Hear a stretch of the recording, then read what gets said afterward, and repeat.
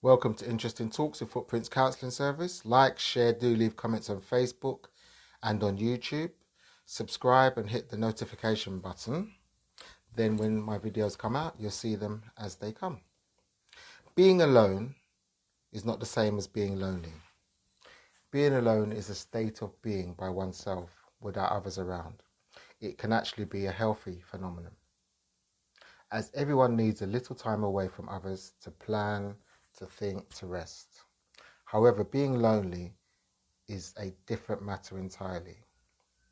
When people are alone, they don't always feel lonely, while many people still feel lonely even if they are surrounded by people. To put it simply, loneliness can be viewed as a signal indicating that some important social connections are at risk or even absent. Loneliness is both genetic and also environmental. Why do we feel lonely? Perhaps it's people's nature. Researchers find that loneliness can be passed down from parent to child. The genetic data connected from twins, relatives, and adopted children proves this trait is a part of their genetic makeup. Loneliness is not only nature. Sometimes people feel lonely because they are affected by others. Loneliness is contagious. Who are not lonely tend to become lonelier if they're around lonely people, according to research. Loneliness is closely linked to health problems. While it's normal to feel lonely or isolated from time to time, too much loneliness can be very unhealthy or even dangerous. Numerous studies have linked excessive ongoing feelings of loneliness to the following health issues: difficulty in breathing, feeling of isolation, brain fog, stress, obsessive behaviors. However, as a matter of fact, loneliness is a condition that can be fought against and overcome. And here I have some things for you to help you cope with your loneliness. Take a walk to refresh your mind and your body. Walking has been proven to offer many great health benefits for the body and the mind. Yes, any form of exercise will do as well, but walking is better as it allows one to explore their own town in a way a car ride simply just doesn't provide.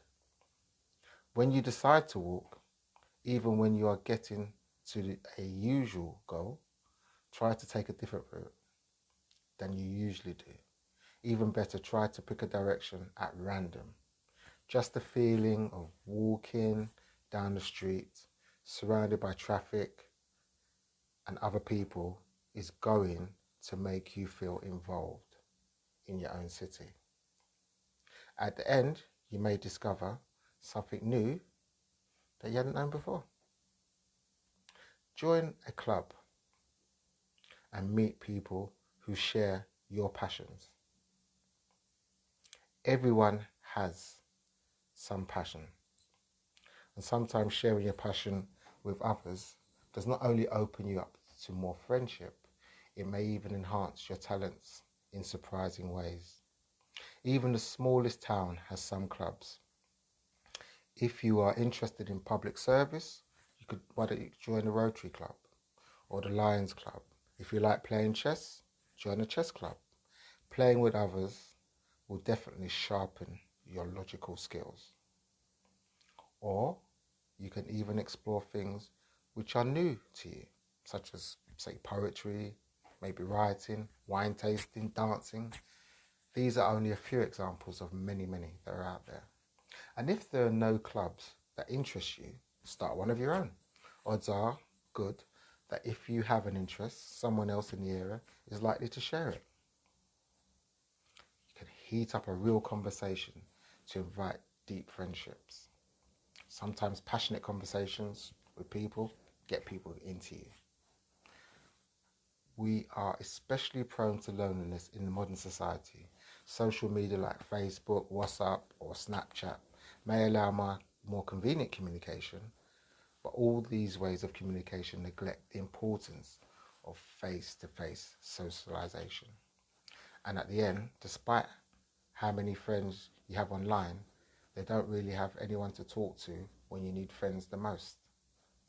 Okay, we prefer communication to face, but online communication is less committed. If you don't respond instantly, it's okay. But face-to-face conversation doesn't really need to be stressful. When you're with someone who you can be comfortable with, silence is precious too. So just try to reconnect with old friends, grab a coffee, have a chat with them casually. You guys can even talk about all the silly things you did together in the past and understand what each other's doing right now.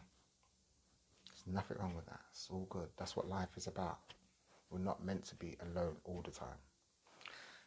Another thing you could do is adopt a pet to heal your pain and anxiety. Having a pet can heal pain or anxiety arising from loneliness. It does so as it colours your life, your leisure time. Pets are always willing to spend time with you, aren't they? Think of all the strolling and playing that you could do with a dog. But behold, just being a loyal companion as a pet is a medicine to heal your pain. As science says, a pet is like Valium, which reduces anxiety. And the less anxiety, the less pain. And a study at the Loyal University also proves that people who receive pet therapy recover from surgery significantly with less pain and medicine than those who do not. If you hope to combat loneliness and embrace happiness, you may consider just getting a pet. Okay? Offer others a helping hand to realize your own value. Very often, the root of loneliness is that we don't feel valued by others. But in fact, self-value is earned.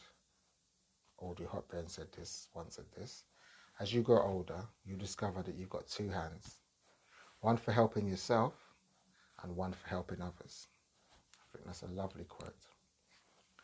This quote highlights the importance of helping others and also highlights the fact that most of the time we are key to many of our own problems. In other words, you can be the cure for your own loneliness. Giving others a hand will help you realize your value as you discover you are capable of doing so, and helping others also opens up the opportunities for some deep friendships, as very often a deep relationship is forged in adversity, believe it or not. When we talk about helping others, you don't need to always save others by risking your life. You can just pay attention to details, write to a colleague a card on his or her birthday, read out aloud to an old man living next door to you, or help a child reach the top rack. These are not issues of life or death, but it is in these details that we realize love and enjoyment in life. Talk to yourself to build a better self-relationship. When you feel lonely and think you have got no friends to talk to, you yourself are your best friend to talk to. So talk to yourself. It's not madness. It might sound weird and insane, but it works. You can simply talk to yourself in your mind or pick up a pen and write to yourself a letter. Treat yourself as one of your friends, in fact your best friend. Talk about your day and how you're feeling. You can share your crazy ideas with yourself without worrying what other people will think. This serves as an opportunity to build a better relationship with yourself. In life, there are many people around you. They come and they go, but only a few of them will stay till the end. So, the most important relationship in life is the self-relationship. You will be clearer of how you feel and what you think after a genuine conversation with yourself. Do something random to experience excitement, adventure. Loneliness is sometimes accompanied with boredom. Some spontaneous randomness will drive away your sadness. It can be small things like taking a different route to work, hopping on a random bus to go to the other side of the city where you've never been to, or traveling to a foreign country to get lost in translation. Such randomness brings with it excitement when you're discovering something new. When you take a different route to work, you barely know what you will see and who you will meet at the next street. Every minute is a new adventure to you if you try to do that.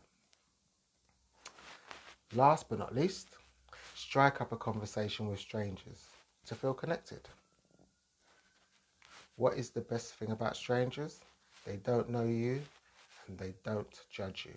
And even if they do judge you, you needn't feel bad, as you will never see them again.